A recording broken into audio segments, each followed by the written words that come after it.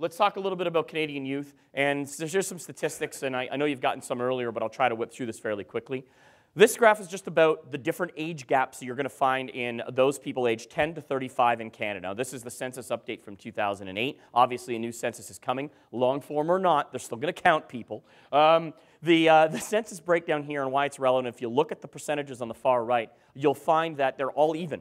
6%, 6.7%, 6.8%. What is that all about? Well, that says two things. One, there's a large number of young people in this country. Two, it's a very balanced demographic, which means that you don't have the influence of, say, one small 5-year cohort making everyone dress in flannel and torn jeans in the early 90s, like we all lived in Halifax or something.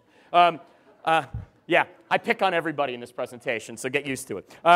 The joke I'm trying to make here, though, is simply that Nirvana and that grunge movement was driven by a small portion of a demographic that took everybody with them. In this demographic, we have balance, and because we have balance, we have things like this.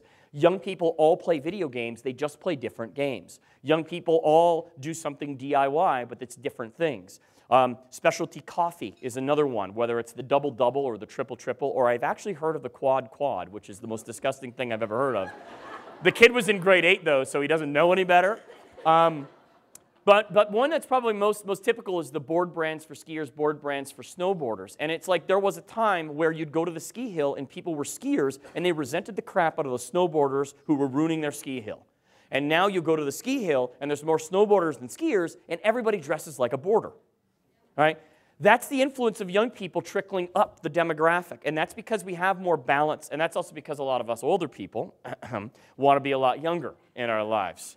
But I'll talk about that in a second. What else is happening? Well, the family is evolving in this country. Families aren't traditional anymore. You've got the blended family. That's the Brady Bunch style. Mom has kids, dad has kids, they hook up. You've got the common law family, which is the fastest growing class of family in the country. And you've got single parent families. 83% of families come from households with only 1 or 2 kids at home. Birth rates are very low right now. And you're going to find that, 74% of women work out of the home and 82% of men. What does this all translate into? Kids have more spare time when they come home from school than ever before. And they have less people keeping them accountable for anything. This is a quote from a focus group I did years ago. 3:30 to 5:30 is my chill time. This kid was, I think, 13 years old. 3:30 to 5:30 is my chill time.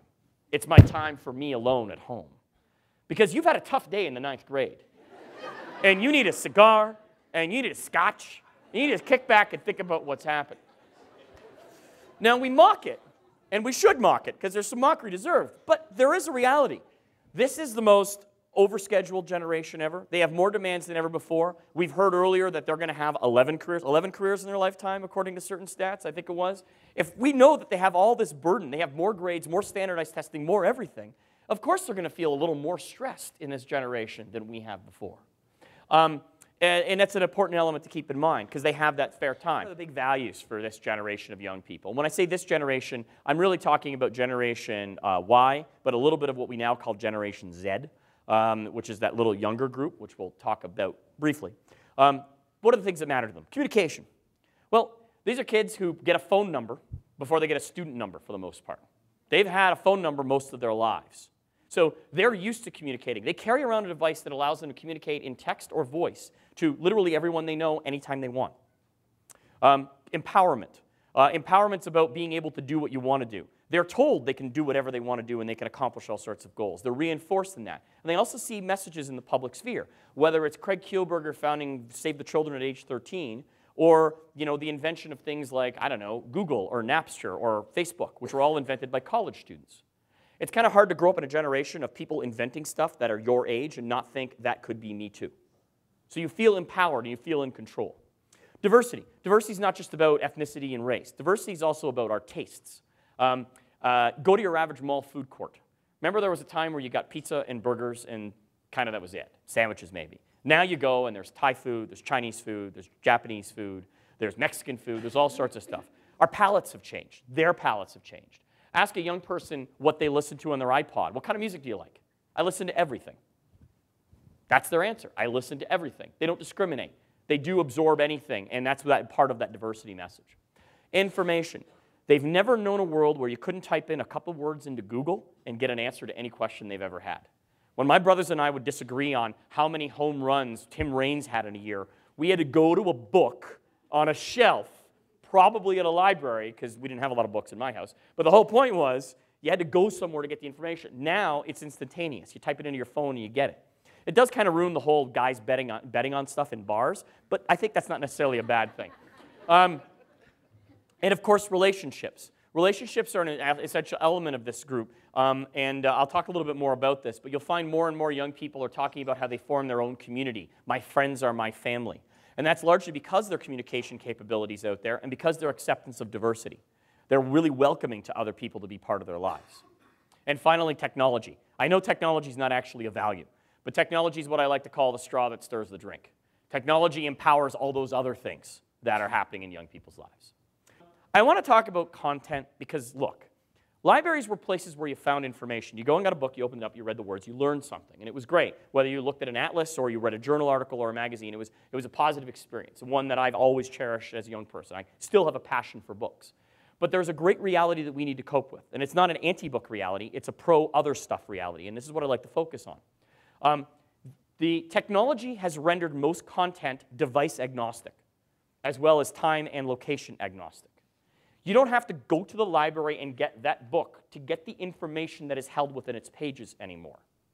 And that's not just because books are digitized, that's because there's 1,500 ways to access information. And we have to ask how we're using these tools. Anyone can say, here is a magazine, here's a copy of Vogue with the spring collection.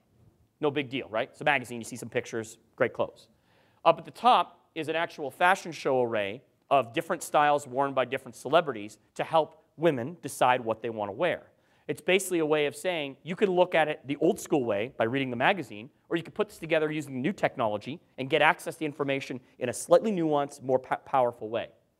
You have photo arrays from things like Sports Illustrated, ESPN, New York Times, MSN. Why read a book of speeches when you can watch them or listen to them? And like I said, this is not anti-book. This is just pro-everything else. We need to realize that content is king. It doesn't matter what type of content. It matters that the access to the content. It's device agnostic. You don't need the book as a device any more than you need a computer or a phone or television. You can use any of them. We know that books come in all shapes and sizes. We know that books just aren't books anymore. And this is where I ask a kind of provocative question. In the early 1900s, when the car was being invented, people would say, to the train guys, hey, train guy, don't complain that the cars are taking over. You had your time, And the question was asked, are you in the train business or are you in the people moving business? When it comes to the libraries, are you in the book business or are you in the knowledge business? How do you redefine what the purpose of your institution was rather than redefine the tools that the institution used? It can still be a hub, and if it's network, it can still be a gateway, just like a bedroom is a gateway to information, just like your favorite coffee shop can be. And that's how youth see the world. They see it as an access point. This is a library. These are all libraries, whether it's iTunes, a Facebook list of friends, or a YouTube listing. They're not libraries like we traditionally thought of them, but they're libraries in their own ways, and young people are familiar with how they work and how they interact with them. All right? I was telling a story earlier to Allison, which was about the young person I had in a focus group once. I was talking about how my CD collection used to get all screwed up because I put the CDs in the wrong cases and they get out of alphabetical order. All the people with big CD collections know what I'm talking about. And the young person looked at me and said, why don't you just sort by artist? These are objects, not data. Doesn't work that way. The library was once the host of culture, and now it can be the hub for culture. It isn't just the place where you go to get access to information. It can be the place you go to experience things. And I think this is something I've heard talked about in the library, world for a long time. And I see it happening. But it's one of those things we cannot say enough. Whether it's through free remote programs, performances and practice spaces, or I threw the practice spaces in after the last speaker, by the way. I'll admit I cheated on that one. That was a good one. I hadn't thought about that one. And then one thing that is an important thing to remember, if we know that young people are doing more self-driven education than ever before, we shouldn't be surprised that more of them want to be sole practitioners or entrepreneurs than ever before. And that's a natural progression. That is a natural progression. You cannot train someone, and I was having a great conversation with Holly about this before. If you play a lot of team sports, you think like a member of a team. If you play a lot of individual sports, you think like an individual. These kids are more and more thinking a lot like individuals, part of a loose group, which kind of makes sense when you think about what we've heard from previous speakers. The challenge is how do you use something custom and personalized and still get people to share experiences? Changes are needed. And I always like to jokingly say, if Socrates were alive today, what would he do? Would he be a blogger? Maybe he'd use PowerPoint. Maybe he'd have a TV show. He probably wouldn't be standing on the street corner talking to young boys, because that gets you in trouble. That's just bad news. Don't recommend it. I like to think of librarians as treasure hunters. There was a time where you'd go, and I want to find information. I'd go and I'd get the card, and I'd walk to the book, and I'd find it, and the information was hidden somewhere in those pages. Well, it's still finding a treasure. It's just different treasures. There's just different things to find and different ways to find it.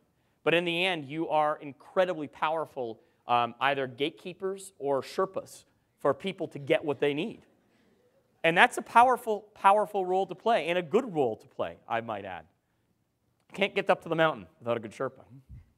So in summary, while we know a great deal about this generation, it's easy to lose sight of what made them who they are. Their parents, their internet explosion, the breadth of culture they can access, and their mobility, especially right now. But knowing this helps us understand them. There's a lot of promise in this generation, even if they don't always show it. Libraries were once hosts for cultural information. Now they can be hubs for cultural experiences. And remember, the network is the message, and you are the network. So with that, I will say, Edmonton audiences are the greatest audiences. Thank you so much. I've had a great time. I hope you have too.